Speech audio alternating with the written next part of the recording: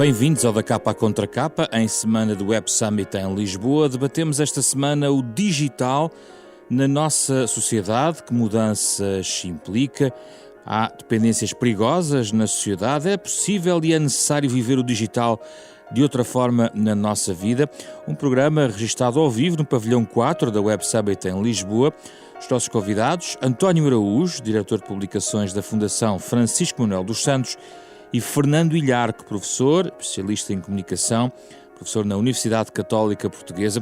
Com eles vamos debater o digital na sociedade atual neste Da Capa à Contra Capa, parceria semanal da Renascença com a Fundação Francisco Manuel dos Santos.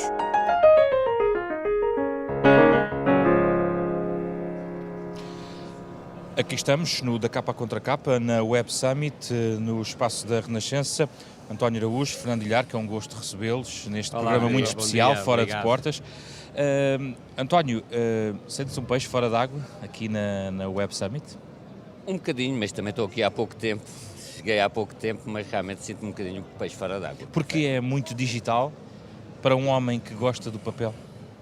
Não, eu tenho visto alguns papéis aqui em forma de prospectos e tudo, portanto a informação em papel ainda circula. Eu diria mais um peixe fora d'água devido ao gigantismo e a tudo isto que é um bocadinho avassalador, o que é bom.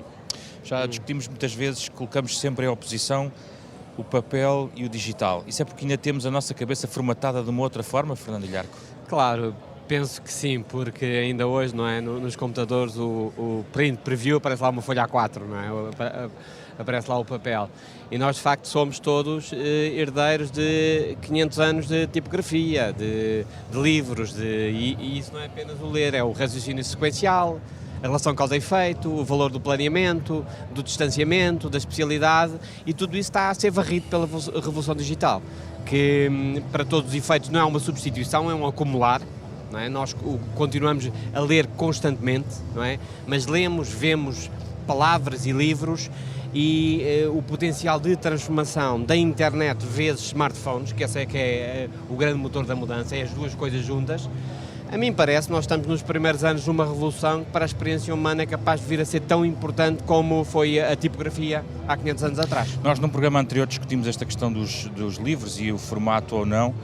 Para um académico como o Fernando Ilharco, nós até concluímos um pouco que o livro, do ponto de vista mais académico, é mais fácil transitar para uma visão digital do que propriamente o livro em papel, que provavelmente vai resistir mais em poesia ou prosa. Qual é a sua perspectiva, Fernando Ilharco? Eu acho que tudo vai continuar a coexistir. Como a rádio tem-se mantido há um século ou mais, não é? As coisas vão continuar a coexistir, mas o livro tradicional, com o texto apenas, sem legendas, sem fotografias, sem índex, sem subtextos, sem caixinhas, será cada vez mais raro. Mas a mim parece-me que, ao mesmo tempo que essa raridade, digamos, do texto puro, que aqui há 30, 40 anos era o modo básico de acesso ao conhecimento, está a gerar novamente o ler dessa forma como uma espécie de código secreto, que foi o que a leitura era há 500 anos, quando ninguém lia, mas os monges nos mosteiros e tudo isso liam. E eles eram os grandes consultores dos poderosos e dos reis, não é porque soubessem mais, não estava nos livros, é porque ler leva as pessoas a raciocinarem de uma forma de relação causa e efeito, a planearem, e era isso que era muito valioso para os poderosos. E hoje em dia também, continuar a ler, a forçar o texto sequencial em livros, quanto mais linear e sequencial e uma página atrás da outra, melhor deste ponto de vista, dá às pessoas uma capacidade, de facto, de raciocinar em profundidade e em especialidade interessante.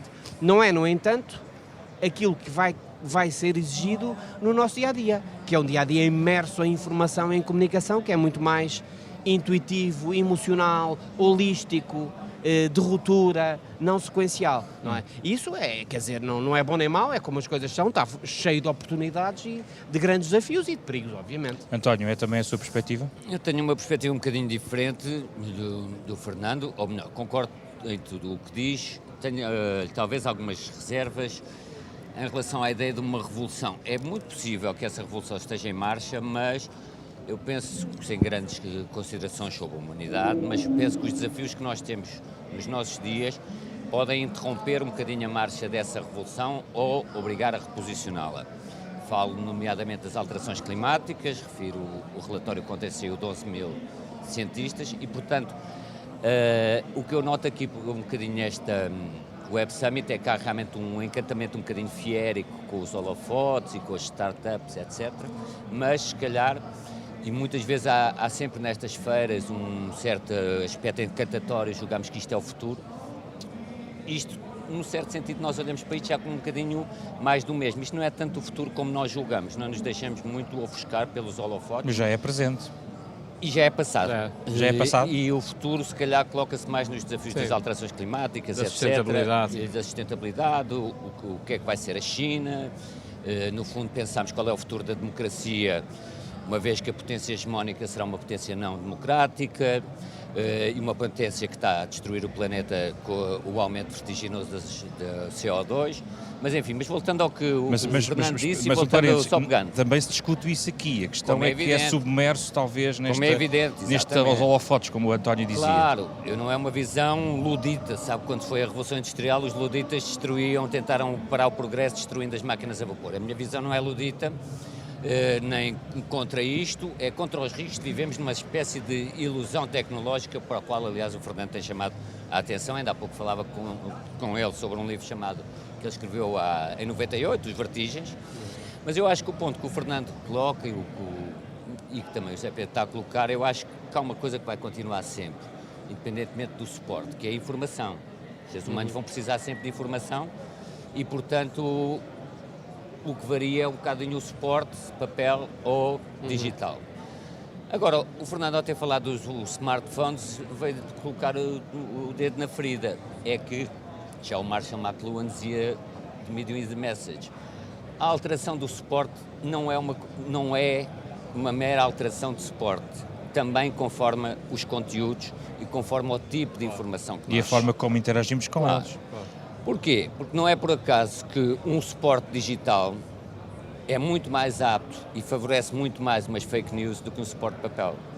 Porque os suportes de papel têm, apesar de tudo, mecanismos e dispositivos de credenciação e de validação, não necessariamente académica, mas outros, coisa que o anonimato do digital não dá. Portanto, o suporte acaba por condicionar também os conteúdos e os não conteúdos. Aliás, os jornais...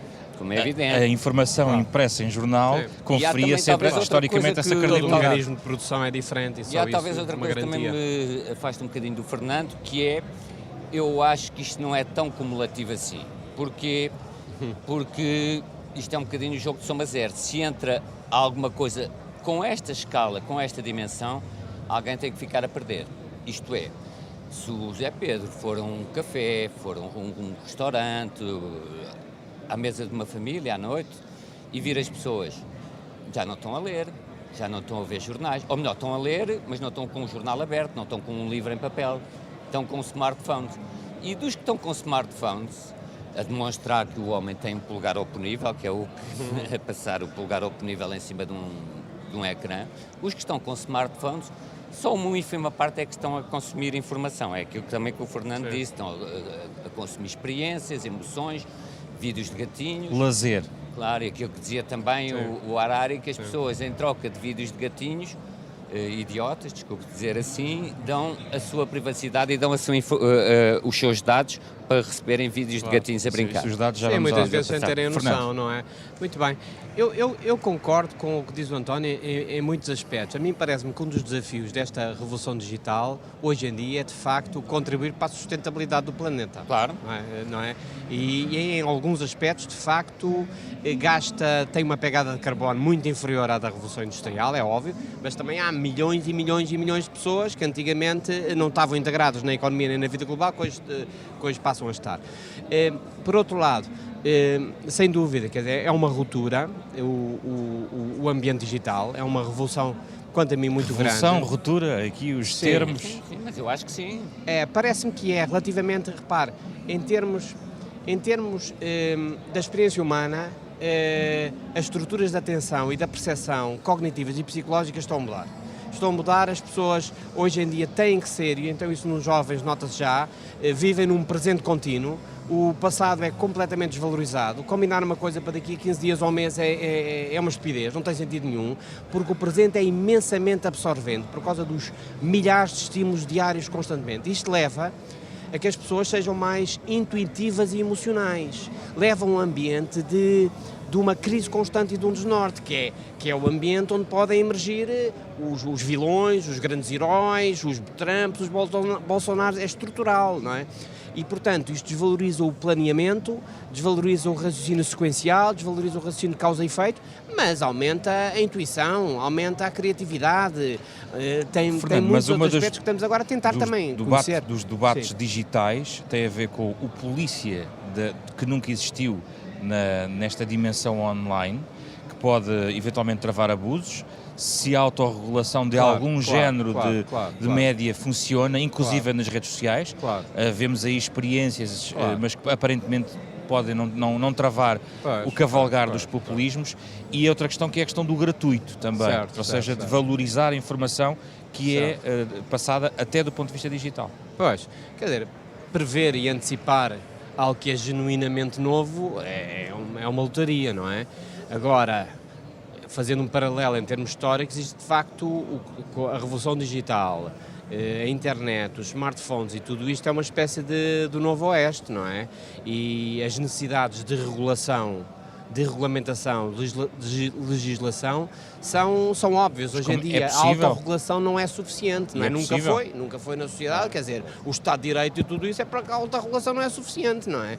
E agora o poder económico de facto impõe-se hoje em dia, e a questão da China é uma questão também complicada, e aliás o sucesso da Web Summit, deste encontro, tem muito a ver com esta nova revolução, com esta nova, digamos, configuração do poder, com a base do poder económico, assenta em novas tecnologias, como há bocado falava do Novo Oeste, há 200 ou 300 anos, a corrida do ouro nos Estados Unidos, levou a que muitas pessoas que enriqueceram não foram quem descobriu o ouro, foi quem vendeu picaretas, não é?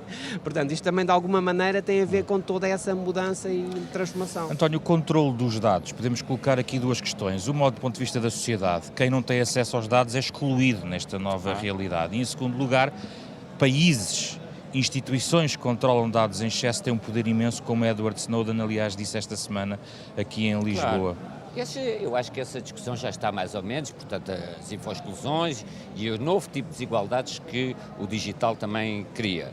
Desigualdades talvez não tanto entre países, ainda que entre países também ocorre. Há censuras também. Mas desigualdade entre pessoas, não já sob uma aparência de uma falsa igualdade. Todos têm acesso a um computador ou acesso a um smartphone, mas os dados a que cada um pode aceder ou como pode aceder podem ser diferentes, já para não falar em outras coisas, como dark web, etc.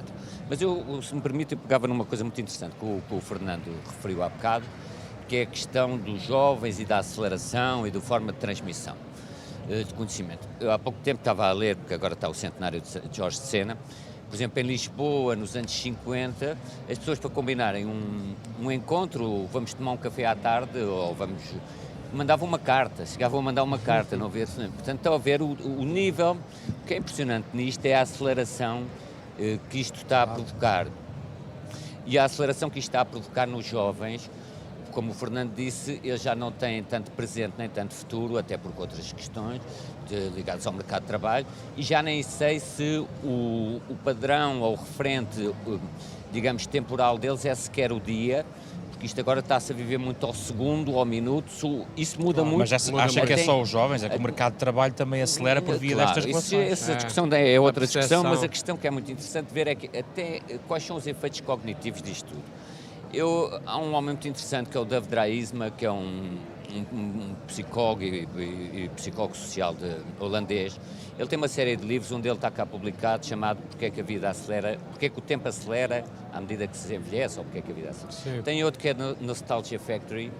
O que é que eles fizeram? Uma experiência muito interessante que foi perguntar às pessoas qual tinha sido as leituras mais marcantes da sua vida, pessoas que chegavam aos 70 anos. E normalmente as pessoas indicam sempre os livros mais marcantes, não todos, aqueles que mais os marcaram, que mais os mudaram, numa faixa que vai normalmente entre os 15 e os 24 anos. As pessoas depois disso leram muito mais livros, mas o Fernando sabe, o Zé Pedro sabe que aqueles livros que entendeu que os marcaram, porque é que há um livro que se calhar nem é um grande livro, mas foi um livro tão marcante como aquele Christian F. Drogado e Prostituta. Toda a gente leu esse livro, toda a gente fala, e quando se fala desse livro até há um brilho nostálgico nos olhos das pessoas. Porquê? Porque o cérebro, nós também na Fundação tivemos uma vez uma conferência muito interessante, o cérebro adolescente é um cérebro que está predisposto a receber essa informação e a se deixar impressionar, seduzir e ficar lá essa imprint, essa marca. Qual é que é a coisa terrível no meio disto tudo? É se um jovem não lê, passa o tempo em que o seu cérebro estava predisposto a receber coisas dessas, sejam os clássicos, os Moby Dick, sejam livros como esta Christiane F. E, portanto, o tempo da vida é muito diferente do tempo do digital. Há outra coisa também que se passa, é que a juventude deixou de ser uma fase da vida e hoje em dia é um grupo sociopolítico com reivindicações próprias. E, portanto, há um desfazamento cada vez mais entre o tempo da vida, o tempo biológico da vida e o tempo do digital, e isso acho que vai ter consequências muito grandes. E, repare, as discussões sobre o futuro do trabalho, as discussões sobre os Snowdens, isso é mais ou menos feito e recorrentemente se fazem feiras destas para debater. Esta questão do desfazamento entre o tempo da vida e o tempo de uma realidade virtual, quanto a mim, é preocupante, por aquilo que disse, é gerações e gerações de jovens em que deixam de ter marcas, porque eu tenho muita dificuldade em conceber que eles chegam aos 70 anos e se lembrem de um vídeo ou de um videoclipe que viram aos 15 anos. Pois essa é a grande Fernando, mudança, que é o um que mundo... pensas sobre isto? É um mundo radicalmente diferente. É um mundo radicalmente diferente em termos da percepção, da cognição, da psicologia, do tipo de ser, do tipo de pessoa que somos. Eu lembro-me, a propósito desta conversa, do que o António estava agora mesmo a dizer sobre os jovens. Aqui, talvez há um ano ou dois, na universidade, uma das disciplinas que dou é aos jovens que acabaram de entrar vindos do liceu. Portanto, têm 18 anos, de introdução à comunicação. Têm 18 anos, 17 anos, são por aí. E na primeira aula estava a falar um bocadinho desta mudança grande do digital e da globalização, dos smartphones e da internet e tudo isso. Mudança.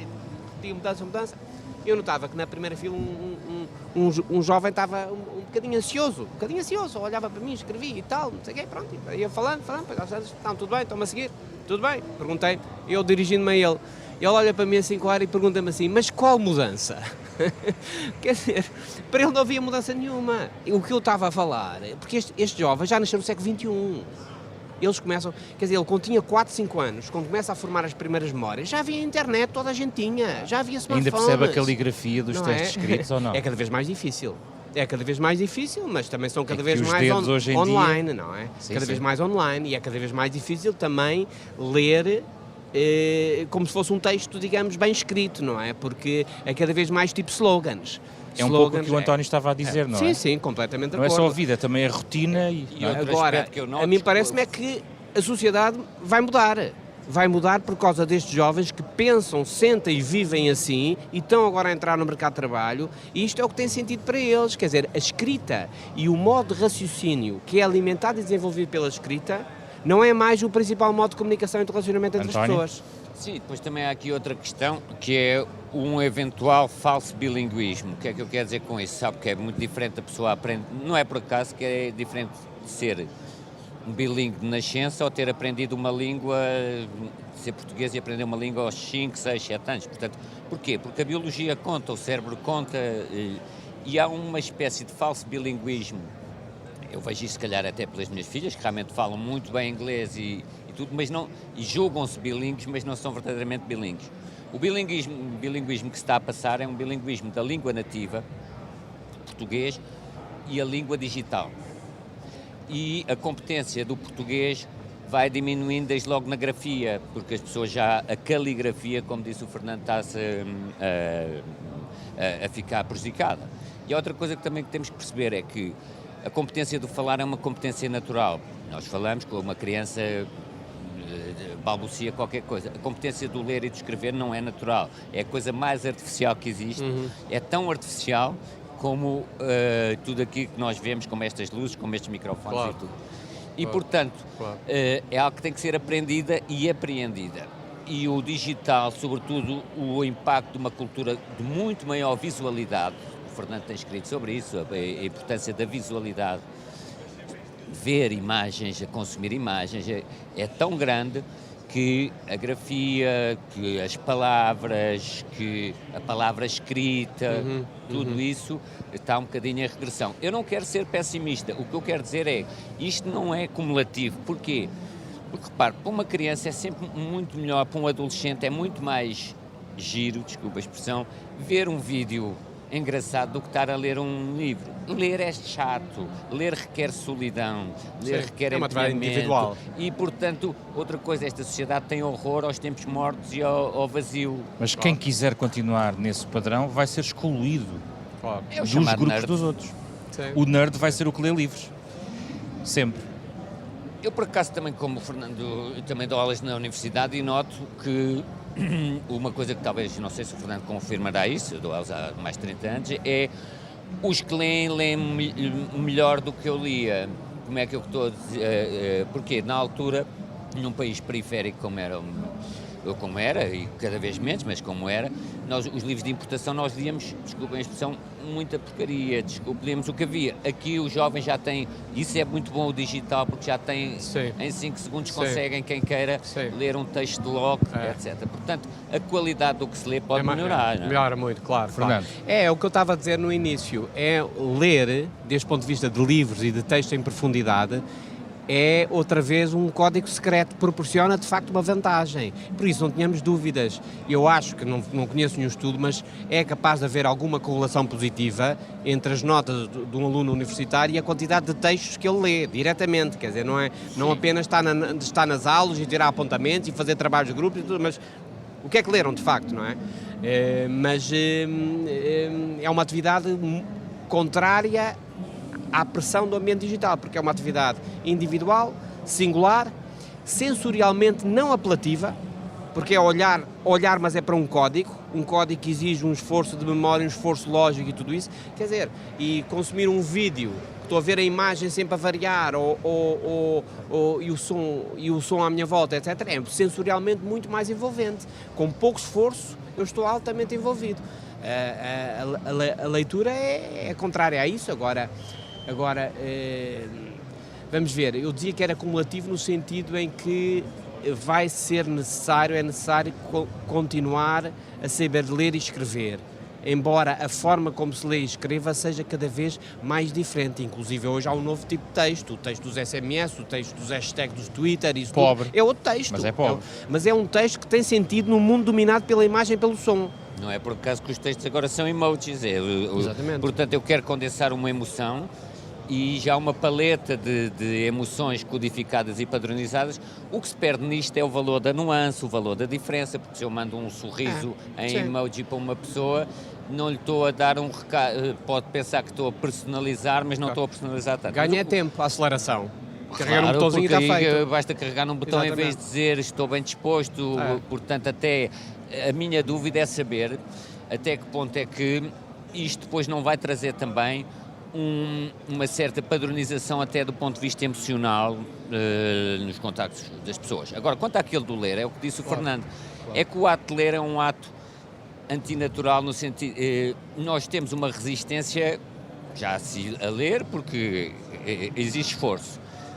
Se há esta resistência pessoal e se a própria importância e a pressão do grupo também já são no sentido de não ler, portanto o leitor agora tem que vencer a sua própria aversão e tem que vencer a pressão grupal. Com outra coisa também que se está a passar e já está diagnosticado, Manuel Castells e muitos há muito tempo, nós julgamos que a internet nos abre muito os horizontes, mas em certa medida tribaliza, porque se eu tiver uma convicção mais ultraminoritária, esotérica, estranha, há de haver sempre um indivíduo do outro lado do mundo que confirma tem mesmo. Tudo. E portanto, eu crio uma tribo com ele uma imensa minoria.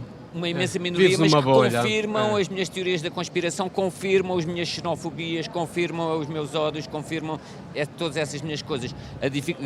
Agora a pessoa até tem a comodidade de conseguir afastar os críticos e os que os contraditam e tudo, arranjar sempre amigos digitais que no fundo corroboram aquilo que pensam. Último tópico, o público e o privado, uma discussão muito antiga, agora na arena digital. Como é que ambos veem esta questão, Fernando? Eu acho que a noção de privacidade eventualmente está também a mudar e de uma forma importante, porque a mim parece-me que esta nova tecnologia, os smartphones, a internet e tudo isso, hoje em dia está a sofrer, digamos, uma nova etapa de desenvolvimento que assenta na inteligência artificial e no Big Data. É onde tem mais sentido a performance da inteligência artificial, é no Big Data, é na aprendizagem máquina e tudo isso. E isso, de facto, põe em causa questões de privacidade, embora a regulação e a regulamentação de tudo isso possa, de facto, ter um papel. Mas as próprias pessoas, não é? As próprias pessoas também, a maneira como lidam com os seus próprios dados e como se expõem publicamente, tudo isso são terrenos novos. O papel que os Estados aí podem desempenhar pode ser importante, pode de facto ser importante, porque nenhum Estado sozinho hoje em dia consegue alguma coisa nessa área, não é? Mas nem apenas e só a União Europeia, quer dizer... Nem apenas isso, mas a União Europeia está a dar aí passos interessantes, vamos ver, não é? Vamos ver o que é possível fazer. António. O Fernando colocou aqui mais uma vez o dedo na ferida. Como um só Estado não é capaz de resolver isto, como eu não acredito muito na autorregulação, porque aqui há uma palavra que ainda não falámos, que é a palavra capitalismo. Atrás disto há o capitalismo. O capitalismo, como se viu a crise de 2008, nem na relação heterorregulação consegue adaptar-se, quanto mais na autorregulação. E como uma regulação teria que ser feita à escala planetária, eu tenho muita dificuldade nisso. Talvez diga uma provocação, é que as pessoas falam muito da privacidade, mas as pessoas não estão muito preocupadas, não dão muito valor à privacidade, ao contrário do que as pessoas julgam. A ideia de privacidade é boa para alimentar coisas contra o Estado, teorias da conspiração, mas veja a quantidade de pessoas que se admitem expor nos Facebooks, já não é dar os dados delas, se têm uma idade ou isso, o que as pessoas põem da vida delas, o que as pessoas vão para os reality shows expor-se, o que os políticos põem da sua vida privada com fotografias familiares, etc. Portanto, também acho que é um bocadinho as pessoas estarem a se queixar da privacidade, quando elas próprias é que gostam de fazer elas, os atores principais da narrativa que é as suas vidas, as pessoas não valorizam assim tanto a privacidade como elas próprias se queixam. Fernando?